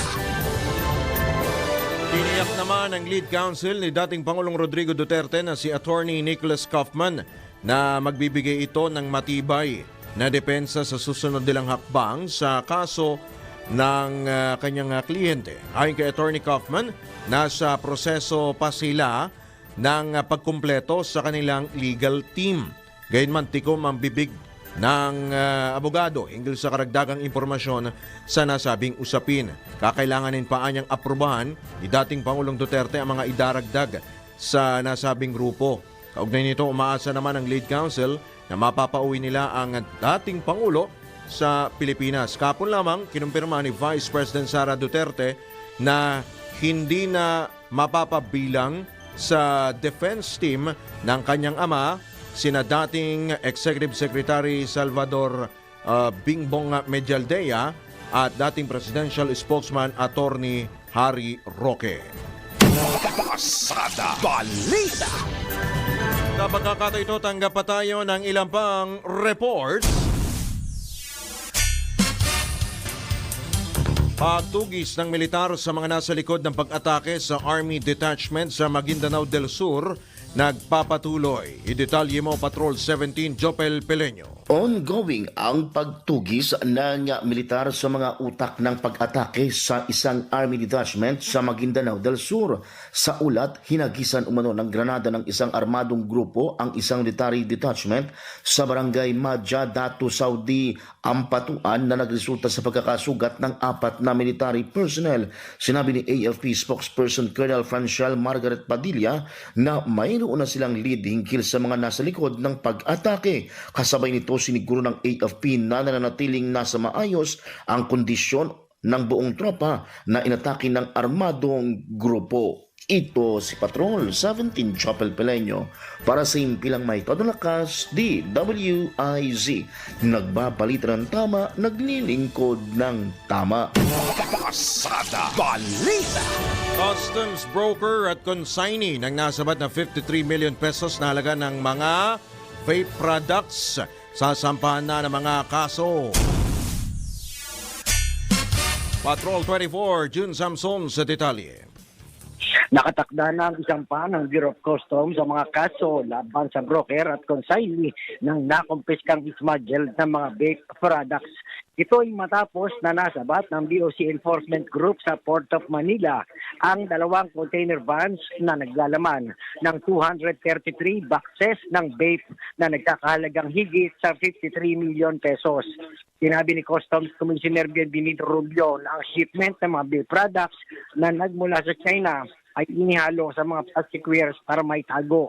Nadiskubre ang kontrabando, makaraang isinagawa ang 100% examination sa container matapos silang nakatanggap ng impormasyon na may nakasingit na smuggled items sa naturang shipment. Patrol 24, June Samson, para sa impilang may todong lakas, DWIZ, nagbabalita na tama, naglilingkod ng tama. Kapag may bagong balita, naka-on air, agad-agad, DWIZ Patrol Report. Sa iba pang balita, pinapaalalahanan ng Philippine Health Insurance Corporation ang lahat ng PhilHealth members na saklaw nito ang mahigit 5,000 pisong serbisyo kontra rabies. Ito ay matapos maitala ang mahigit 400 rabies cases na nagresulta ng 100% fatality rate noong 2024. Hinihikayat ni PhilHealth President at CEO Dr. Edwin Mercado ang mga miyembro na huwag mag-atubiling magpakonsulta sa oras na makagat o makalmot lamang ng hayop, alaga man o hindi. Well, usually yan, kapag ganito mainit ang panahon, talagang dumataas ko yung rabies cases po. Bilang pakikiisa sa National Rabies Prevention and Control Committee, muling ipinaalala ng ahensya na kabilang sa coverage nila ang Animal Bite Treatment Package. Laman ng pakete ang bakuna kontra rabies, antibiotics, at iba pang supply tulad ng syringe, hengilya, alcohol at antiseptics. Habang available ang ABD package sa mahigit 700 accredited ABD package provider sa bansa. Tiniyak ng state health insurer na patuloy nila itong daragdagan. Pasada Balita. Samantala, tanggap tayo ng police report.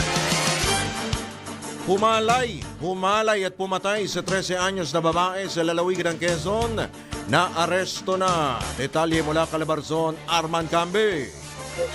Nagkip na ng mga otoridad ang 27 anyos na lalaki na siya unang suspect sa pagpatay at pangahali sa isang 13 anyos na batang babae sa barangay Ibabang Bolo, Unison, Quezon, Kamakalawa. Kinilala ni Police Major Robert Sarmiento, Unison Police Chief, ang suspect na si Alex Yun na umamin naman agad sa nasugawang krimen. Base sa investigasyon, magdadala muna ng koleksyon sa wedding ang biktimang si Alias Nene sa nabanggit na barangay, subalit hindi naman ito nakabalik sa kanilang bahay. Agad na humingi ng tulong sa barangay ang ina ng biktima hanggang sa matagpuan ng wala ng buhay na katawan ng bata na nakakulong na ngayon sa Rizal Police Station ang suspect. Arman Cambi mula Calabarzon, nagulat para sa pinamay todo lakas. DWIZ nagbabalita ng sama. naglilingkod ng tama. Pasada Balita. Alright, maraming salamat si Arman Kande mula po dyan sa Calabarzon. Sa pagpapatuloy pa rin ang ilang pa mga balita. Isinugod sa ospital si dating Executive Secretary Attorney Salvador Medialdea. Ayon sa Embahada ng Pilipinas sa Netherlands, sumama ang pakiramdam ni Medialdea habang nasa registration counter para sana sa isang scheduled visit kay dating Pangulong Rodrigo Duterte sa ICC Detention Center. Sa ngayon ay nasa ospital si Atty. Medialdea kasama ang isang kaanak. Matatandaan kasama ni dating Pangulong Digong ang abogado, dating palace official nang ilipad ito sa The Hague, Netherlands para humarap sa International Criminal Court. Pasada Balita. Samantala, klase sa San Simon, Pampanga, sinuspinde. Bakit kaya Johnny Gole mula dyan sa Central Luzon? Yes, nagdeklara nga ng suspension of classes itong lokal na pamahalaan ng San Simon, Pampanga dahil sa matinding init ng panahon na mula Marso 17 hanggang 21. Sa kanyang social media account po sinabi nitong si Mayor Abundio Esponsalan Jr. Dahil sa matinding init ng panahon na ayon sa pagtaya ng Pag-asa ay nasa 46 degrees Celsius kaya nagpalabas ito ng abiso ng suspension of classes at inaatasan nito yung mga school officials na magdaos na lamang ng alternative learning o itong modular classes sa mga estudyante. Nilinaw pa ng alkalde na saklaw ng kanyang direktiba ay itong mga public school lamang. Samantala sa mga private school na nandito sa San Simon, Pampanga ay bahala na niya itong mga opisyal ng kanilang mga paaralan. Ayon sa pagtaya kasi ng Pag-asa, makakaranas ng matinding init ng panahon ng Pampanga at ilang pang mga probinsya sa Central Luzon areas na nasa 46 degrees Celsius mula Marso 17 hanggang 21. Ito ay may tuturing ayon dito sa ahensya na nasa highest heat index. Kaya inabisuhan nila itong mga lokal na pamahalaan at maging yung mamamayan na mag-ingat sa dalang peligro sa kalusugan ng matagalang pagkakabilad sa sikat ng araw. Gayunpaman ayon sa Pag-asa na magkakaroon ng maulap, makulimlim at panakanakang ambuna na mararanasan sa Pampanga sa linggong ito. Ngunit hindi ito anila sapat upang bumaba ang heat index sa lalawigan. Update, buhat ito sa lalawigan ng Pampanga. Ito si Central Luzon Patrol, Johnny Gole, para sa Impila May Tudulakas, DWIC, nagbabalita ng tama, naglilingkod ng tama. Pasada Balita. Ipinaubayan na ng Malacanang, partikular sa Anti-Money Laundering Council o AMLAC ang hakbang ng gobyerno sakali mang hilingin ng International Criminal Court ang pag-freeze sa assets ni dating Pangulong Rodrigo Duterte. Ayon kay USEC o Undersecretary Claire Castro, alas press officer, walang sinisino ang AMLAC. Kung tutusin anya, noon pa dapat sana na freeze ang assets ng dating Pangulo na may kaugnay naman sa plunder case na isinampa ni dating Senador Antonio Trillanes IV. Bukod sa dating Pangulo, matatandang kabilang din sa inasunto ni dating Senador Trillanes si Senator Christopher Bongo. Pasada Balita. Mapabalita ni reschedule ng Korte Suprema ang oral argument kaugnay sa mga petisyon ng kaugnay sa paglilipat ng pondo ng PhilHealth 2025 National Budget at Maharlika Investment Fund noong 2023. Ayon kay Supreme Court spokesperson Attorney Camille Ting, gagawin ang oral arguments para sa petisyon sa fund transfer ng PhilHealth sa National Treasury sa Abril 2 at 3 at Abril 4 kung kinakailangan sa Baguio City. Sasagawa ang oral argument sa petisyon na kumekwestiyon sa 2025 General Appropriations Act sa Mayo 19 naman.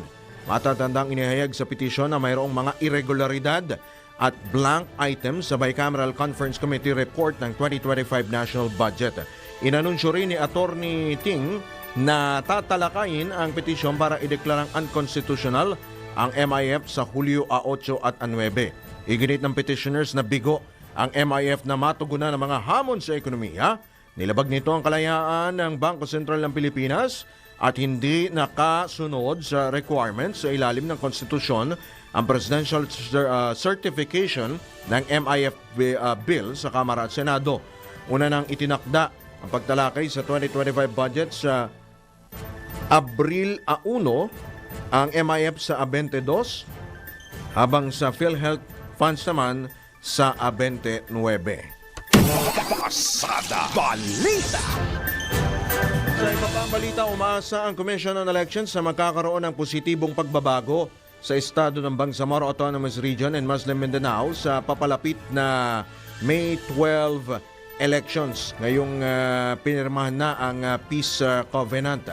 Ayon kay COMELEC Chairman George Garcia, kumpiyansa siyang magre-resulta ang paglagda sa kasunduan sa mas mapayapang BARM dahil anya isa ang nasabing lugar sa may mataas na election-related violence.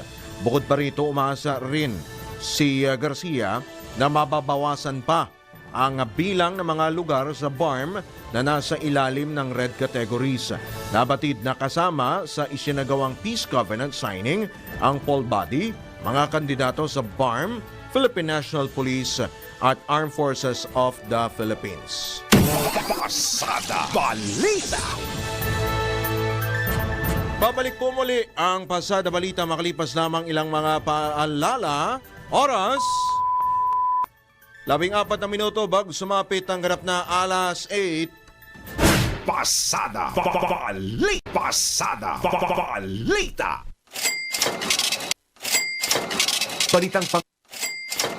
Balitang pangkalakalan. Sa latest na Filipino Mirror, nakapagtala ang national government ng 68.4 billion pesos na budget surplus noong Enero.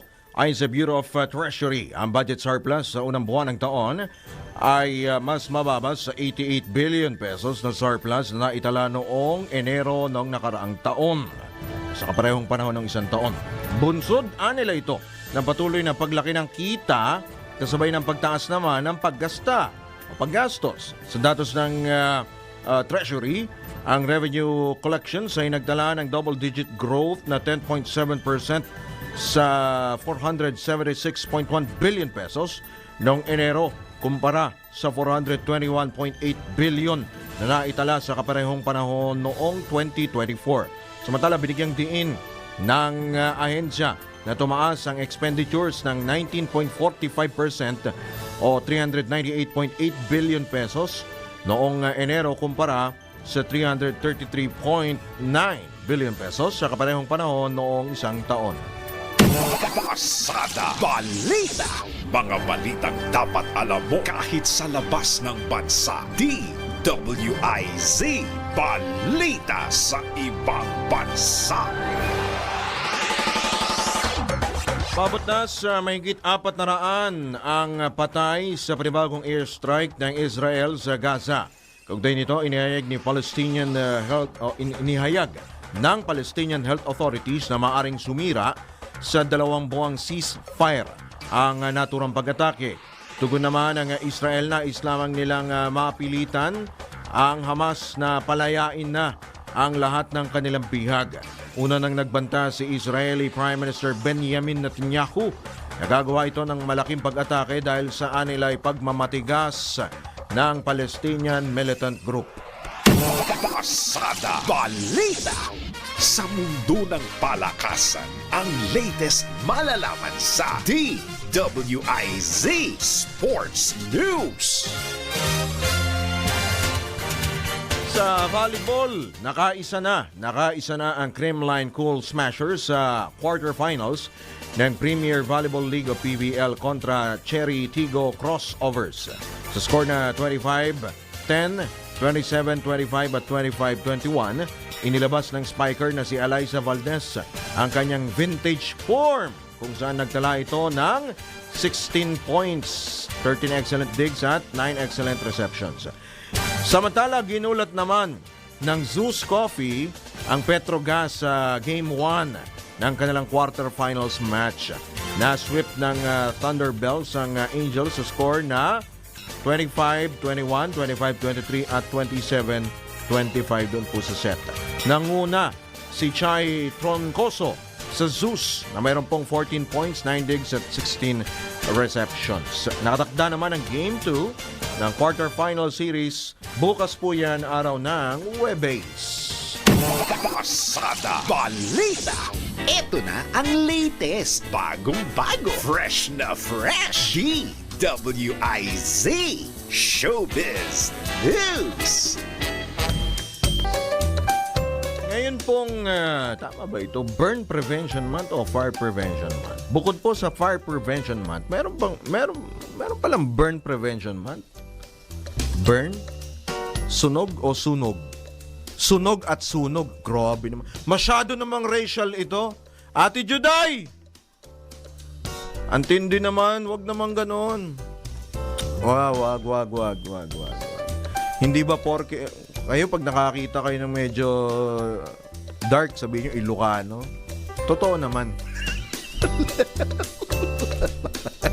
Hindi, maputi sila kay.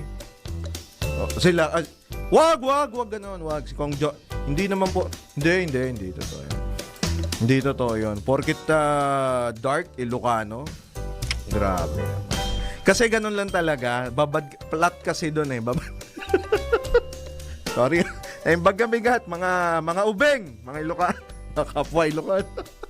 Eto po, pag-usapan po natin ng burns, yung pagkapaso. Alamin po natin kung paano makakaiwas sa panganib po ng pagkapaso. Una, sa kusina, huwag pong iwanan ng niluluto. Of course, dapat naman talaga. Gumamit po ng mahabang oven at stove mitts at mag-ingat sa pagbubukas ng maiinit na pagkain o inumin. Baka ho kasi kayo mapaso. Ikalawa, ilayo po ang mga bata mula sa stove, grill at anumang pinagmumulan po ng apoy. Ito yung posporo. Pati na rin mula sa mga appliances, yung mga kable-kable po ng mga appliances. Ikatlo, bunutin mula sa mga saksakan ang mga bagay na ginagamitan ng kuryente. Itong charger, yung mga power bank, yan, power bank. Yan, mga plancha. At tiyakin din pong hindi mahihila at maitutumba ang mga ito. Ikaapat po, mag-ingat sa paggamit po ng mga kemikal. Lalo pat maaring magsanhi ng pagkasunog ng balat ang mga ito. Lalo po ngayong mainit din po ang panahon. Speaking of burns nga pala at itong mga nakasaksak po na appliances, mga electric appliances, merong inilabas ang mamaya or bukas, subukan natin yung AirAsia. Meron silang inilabas na policy sa pagdadala po ng power bank sa aeroplano or pagja-charge. May sila doon may bago yata yun no? Bagong policy ng AirAsia. Well, sige, alamin natin kundi mamaya bukas makuha po natin ang panig po ng AirAsia hinggil nga po dito sa kanila pong bago pong policy. Sa barko dapat ganun din 'di ba? Pag yung mga nag-overcharging yung power bank na pagkalaki-laki na pwede ka na mag-charge ng kotse, ang laki ang laki ng power bank. Kayang-kaya yata tatlong tatlong aircon. Sino bang reporter sa labas yung nakita ko na malaking power bank? Ang laki! Parang yung sa kotse, di ba? Yung baterya ng kotse. Palakihan sila ng power bank Well, anyway, sige. Yan po ang ating health news. Pasada Balita. Ito na ang latest, bagong-bago, fresh na fresh. DWIZ Showbiz News. Pumunta ko pala yung sunblock, no? Mag-sunblock. Kahit umuulan, pwede daw sabi. Diyan yung bahay niya sa sunblock, ha? Eto malamang nagsa-sunblock ito. Pag nakita mo ito, grabe ito. Sigurado matatawag mo yung mga ninuno mo. Tatayo ang balahibo mo pag nakita mo to. Nasungkit ni Marian. Opo, Marian. Hindi po Marian Marian de la Riva, hindi po. Marian Rivera, ang Best Actress Award sa 10th Southeast Asian Achievement Awards. Ito sa kanyang pagganap bilang Teacher Emmy sa award-winning film na Balota. Ayon sa actress, akala niya ay natapos na last year ang mga pagkilala sa pelikula kahit nagulat siya sa panibagong award. Actually, nakita ko pa yun sa Netflix Meron pang naka-showing pa rin yung Balota Ang Balota ay tungkol po sa paninindigan ng isang guro kaugnay sa magulong eleksyon sa kanilang lugar. Una nang nanalong Best Actress si Marian sa Cinemalaya noong December 2024 at Tag Victorious Awards noong Enero sa kaparehong karakter.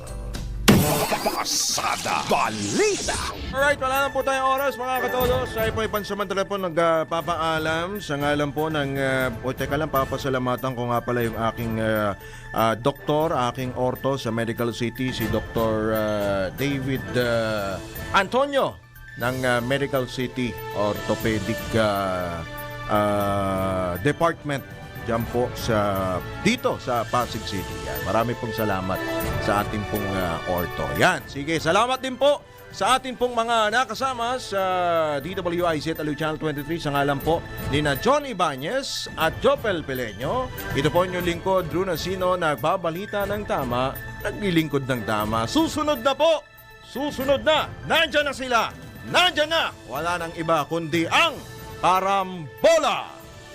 Ang mga balita, dudublihin ang pasada. Ang mga kontrobersyal, mga viral, mga trending na mga tao. Dalawang mas matinding papasadahan. Mga pangyayaring nakikita sa kalsada, live na papasadahan. Tambalang John Ibanez at Jopel Peleño. Doble ang lakas, doble ang tindi. DWIZ Pasada Balita sa DWIZ News, DWIZ News TV at Aliw Channel 23 at sa digital channels ng DWIZ. Huwag magpapaiwan para huwag maunahan. Pasada Balita.